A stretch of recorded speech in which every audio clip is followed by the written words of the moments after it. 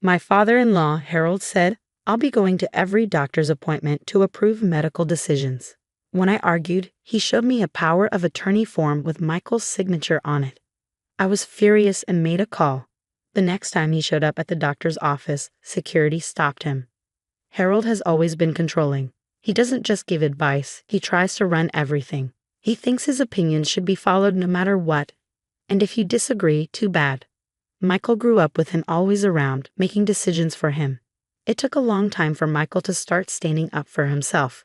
But just when we thought things were getting better, Harold did something even worse.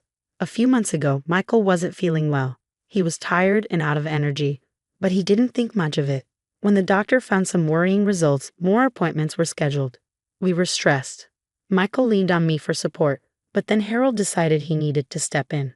At first, it was just annoying. He kept calling for updates and telling Michael what tests to get or which doctors to avoid.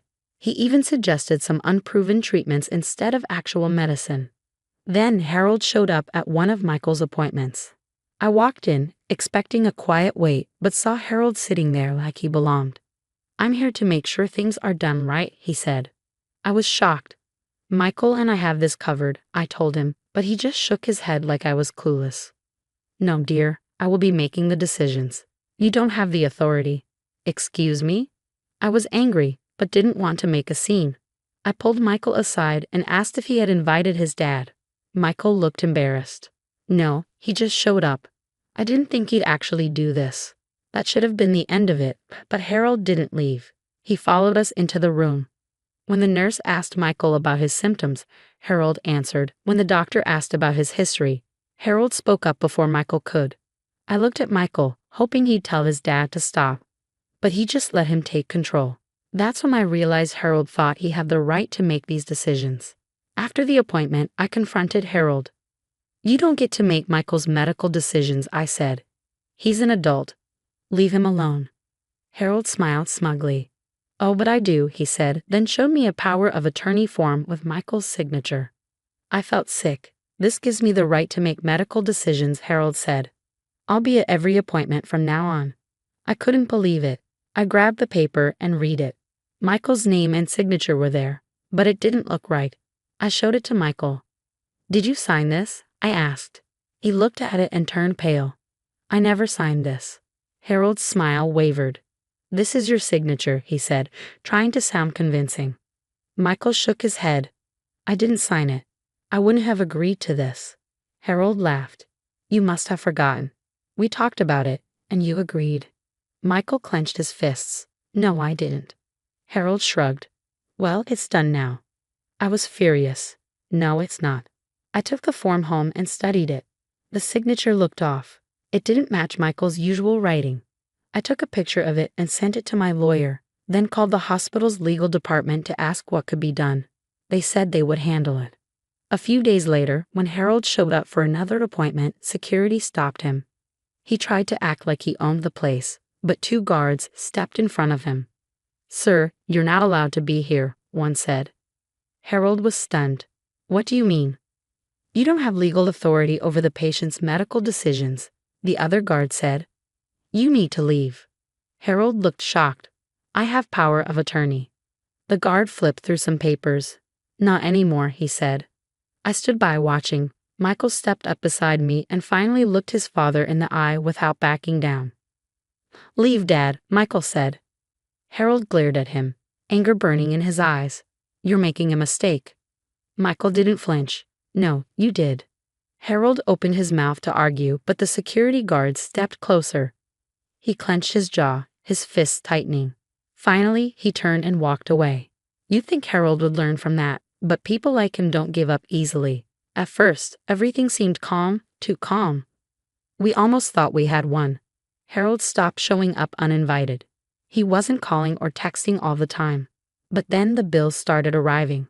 One afternoon, I opened a bill for a specialist Michael had never seen. At first, I thought it was a mistake, but then I saw Harold's name listed as the referring party. I checked the date. It was after Harold had been banned from the doctor's office. I called Michael immediately. Did you book an appointment with this doctor? Michael looked confused. No, why? I sent him a picture of the bill. He frowned. That's not even my handwriting. I checked our insurance records and saw multiple appointments had been booked in Michael's name without his knowledge. Harold was still trying to make medical decisions from a distance. I grabbed my keys. I wasn't going to let this go. I went to the specialist's office with printed copies of the fake referrals. I walked up to the receptionist. "My husband never booked this appointment," I said, trying to stay calm. "I need to know who authorized this." She looked at the paperwork, then back at me, confused. "It was referred by Harold." "Of course it was," I said, angry. "He has no right to make medical decisions. This is fraud." Her eyes widened. "Oh, we didn't know." I showed her the email from our lawyer. "He lost power of attorney weeks ago. He has no legal authority." She nodded quickly. "I'll talk to the doctor. Please wait." She disappeared into the back. When she returned, she seemed uneasy. "The appointment's been canceled," she said, "and I'll make sure nothing gets scheduled under his name again. But your father-in-law called this morning. He said he would be attending the appointment with Michael." I clenched my fists. Harold was still trying to control Michael's care. "If he calls again, tell him this. I know what he's doing, and I won't let it happen," I said. She nodded. "Got it." But I knew Harold wouldn't give up. A few weeks later, we got a letter from our insurance company. It said, "Due to recent updates to your policy, your emergency contact and secondary decision maker have been changed." I froze. Michael read over my shoulder. "What does that mean?" I turned the page. Harold's name was listed as the secondary decision maker. I was livid. Michael immediately called the insurance company. "I never approved this," he said. "Who made these changes?" The representative hesitated. "We got a request from your father." Michael and I exchanged looks. "How?" I asked. "He has no legal authority." The rep replied, "It was processed before the power of attorney was revoked, but I can change it back." "Do it," Michael said without hesitation. We spent the next hour checking every document to make sure Harold's name was removed from everything. By the end, I was furious. I didn't know how Harold had managed to sneak this past us, but now I knew he wasn't done. He had lost control, and he was desperate to regain it. Michael and I agreed. No more defense. We called a lawyer and set up all the legal protections. We even changed the locks because I knew Harold might try anything. Then one evening, he showed up at our house. It was late, too late for a casual visit. We were watching TV when the doorbell rang. Michael frowned. "Are we expecting anyone?" "No," I said. I checked the doorbell camera, and there he was, Harold, standing on the porch, hands in his pockets, waiting. I didn't open the door. "What do you want?" I asked. He smiled at the camera. "We need to talk," he said. "Let me in." "No," I said right away. His smile didn't fade. "I'll wait." And he did. For 2 hours, he just stood there waiting. Michael was getting anxious. "Should we call the police?" he asked. "I don't want to escalate things," I said. "Not yet." We kept watching him through the camera. He wasn't leaving, just standing there, staring at the door. At one point, he pulled out his phone and started dialing. Michael's phone rang. He ignored it. Then mine rang. Then the house phone. He kept calling, over and over. Finally, he gave up. We watched as he turned and walked away. Harold wasn't just angry anymore. He was desperate and dangerous.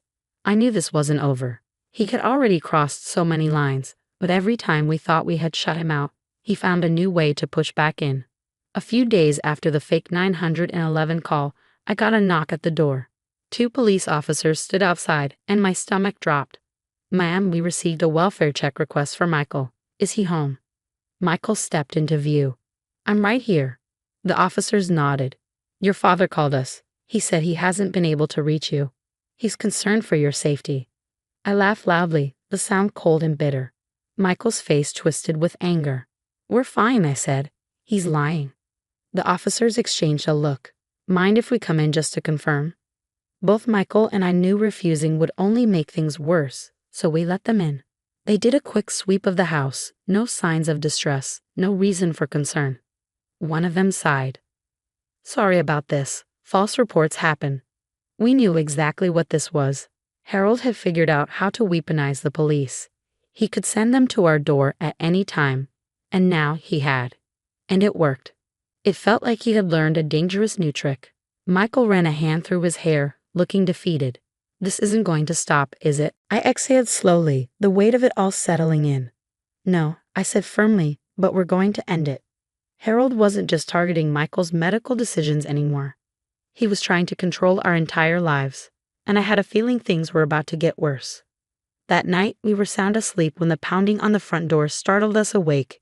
It was 1:30 a.m. Michael shot up, confused and groggy. What the hell? I checked the doorbell camera. 3 police officers stood outside, flashing lights in the darkness. My stomach tightened. I answered the intercom. Can I help you?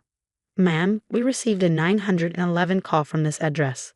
The caller reported an ongoing domestic disturbance. My blood ran cold. There's no emergency here, I said, my voice firm. We didn't call 911. The officer's face remained neutral, but I could tell he wasn't convinced. Ma'am, we need to confirm that everyone inside is safe. Michael and I exchanged looks. We knew we had no choice but to let them in. The officers split up, one staying with me in the kitchen, while the other spoke with Michael. Do you feel safe in your home? The officer asked me. I clenched my jaw, fighting the urge to snap. Yes. Are you sure there's no emergency? He pressed. I nodded. There's no emergency. Do you have any idea who might have made the call? He asked. I didn't hesitate. Harold. The officer's eyes flickered with recognition. He had heard that name before. After asking a few more questions, the officers confirmed there was no emergency and left. But the message was clear. Harold had used 911 against us, and this wasn't just harassment anymore. This was dangerous. Then, just when we thought things couldn't get worse, Michael's job became the next target. He walked into his office one morning to find something was off. People were staring. His boss looked tense, and then HR called him in. What's going on? Michael asked as he sat down. The HR manager folded her hands. We received an anonymous email claiming that you've been using illegal substances at work. Michael froze. What? She slid a printed copy of the email across the desk. The lies were thick and venomous. It claimed Michael had been showing up to work intoxicated. It said he had been caught with pills in his office, and it even suggested that his erratic behavior was due to a mental health breakdown. Michael's hands trembled with anger. This is a lie. His boss believed him, but HR had to do an internal review. When Michael came home that night, furious, I knew exactly who was behind it. Harold had gone after Michael's career now, trying to ruin him in any way he could. We need to end this right now, I said, already pulling up the lawyer's number.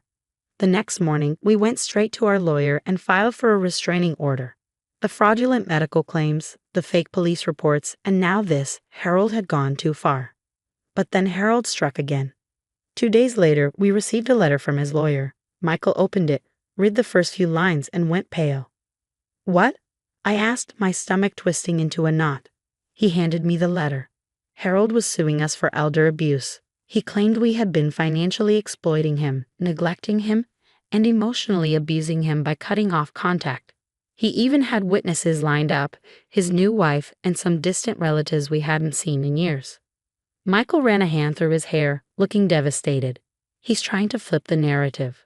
I sat down on the couch, the weight of the situation pressing down on me. He wants to put us on defense. If this goes to court, it could drag on for months. Michael buried his face in his hands, clearly broken. He's going to make us look like the bad guys. I wasn't going to let that happen. The hearing was set for 2 weeks later. By the time we walked into the courtroom, I had every single piece of evidence ready.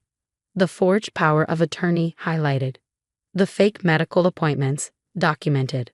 The insurance fraud timestamped. The police reports submitted. Harold sat across from us, smug, confident he was about to win. But our lawyer stood up and immediately ripped his case to shreds. You claim you were financially exploited? Our lawyer asked. Can you explain why you were the one committing insurance fraud? Harold's face twitched. You claim you were emotionally abused, yet you called the police under false pretenses, attempted to sabotage your son's job, and even committed medical fraud. Harold's lawyer shifted uncomfortably in his seat. Then we pulled out the body cam footage from the fake 911 call. The judge watched it in silence as Harold's jaw clenched, the weight of his actions sinking in. Finally, our lawyer delivered the final blow. We are countersuing for harassment, defamation, and fraud. Harold's face went ghost white. The entire courtroom fell silent, and I could almost hear his world crashing down around him. This wasn't just about a restraining order anymore. This was about taking him down for good. Harold thought he had everything under control. For years, he had been manipulating Michael, setting up boundaries, and forcing his way into decisions that weren't his. But this time, he went too far. He thought filing a lawsuit would scare us. But he didn't realize we weren't afraid anymore. In the end, his own arrogance was his undoing. We knew Harold's case was weak, but we were ready for battle. By the time the next hearing came, our lawyer had built a strong defense.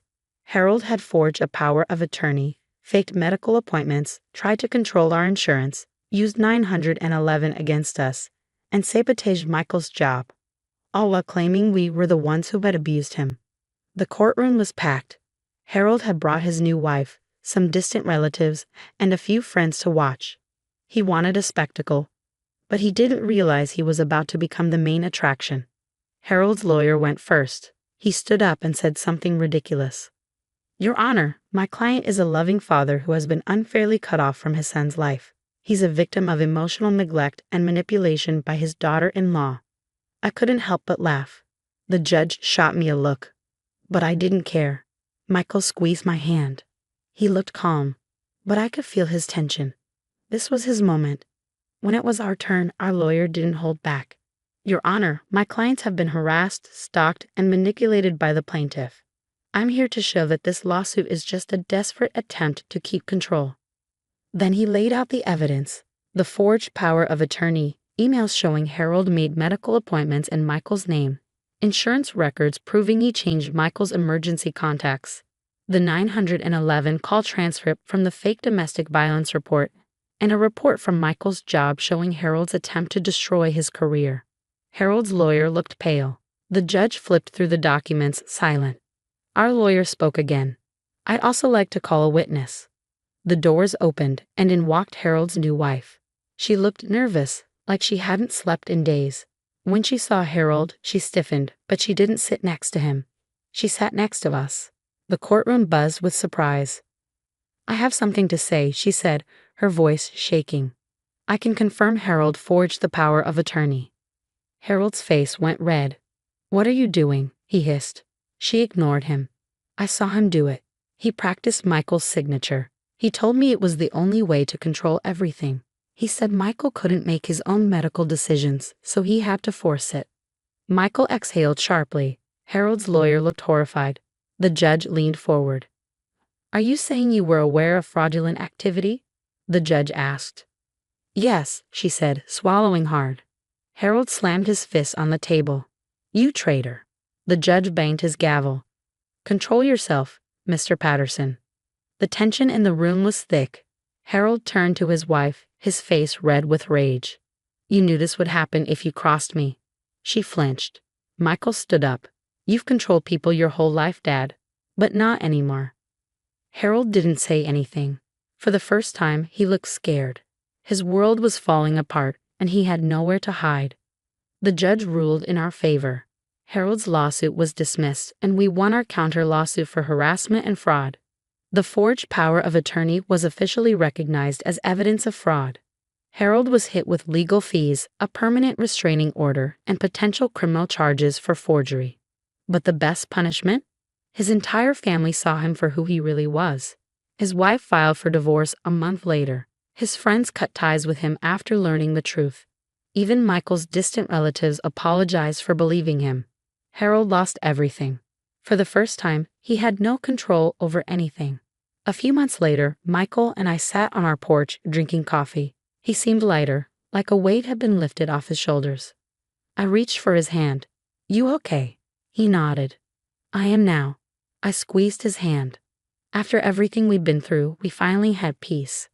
Harold spent his whole life bullying and manipulating people, but in the end, his actions destroyed him. And the best part, we never had to stoop to his level. We let him dig his own grave, and now we were finally free.